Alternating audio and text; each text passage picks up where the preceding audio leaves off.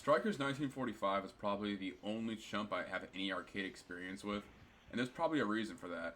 In my opinion, it's the most well-known game in the genre. There's other chumps that, collectors know about and game enthusiasts know about, but as far as like what was in the arcade, I can't think of a game that's more well-known than that in the chump genre. With its familiar World War II setting and its pretty easy and understandable game mechanics, I can see why it was pretty popular back in the day. I really like chumps that are short and kind of get to the point, and you can play it for like 30 minutes every few months, drop it, pick it up again if you get that itch to play it again.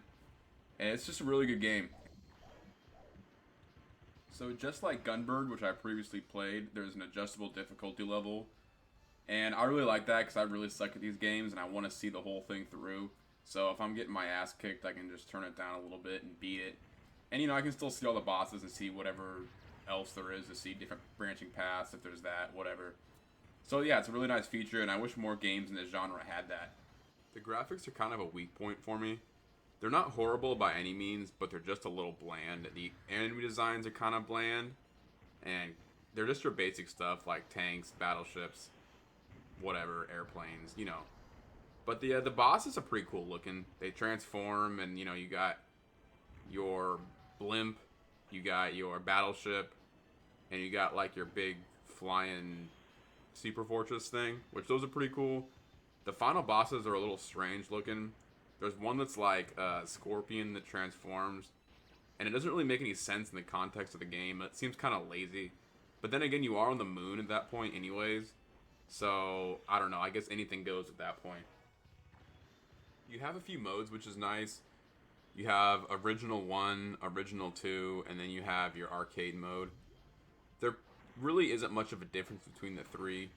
Arcade mode just flips your screen sideways so you can flip it like you're playing on an arcade. And Original 1 and Original 2 just affects the scrolling. I mean, it's nice that they're there, but it's kind of pointless. Obviously, you have your multiplayer and that stuff, which is nice also. That's the best way to play these games, in my opinion, is with someone else. So I'm going to wrap this up by saying that this game is pretty similar to Gunbird, and I'm pretty sure that Gunbird is just a reskin of this game, which makes sense because they're made by the same developer, so, whatever. But if I had to pick one of the two, I'd definitely pick Gunbird just because the graphics are a little better, in my opinion, a little more colorful. The enemy designs are cooler, the specials are cooler. But you really can't go wrong with either of them. They're both pretty solid games. So if you could find either of them for a good price, I'd pick them up if you can. So anyways, thank you for watching. Thank you for listening. I'm going to leave a few minutes of gameplay in here at the end. So if you want to form your own opinion on it, you can. So thanks. Bye.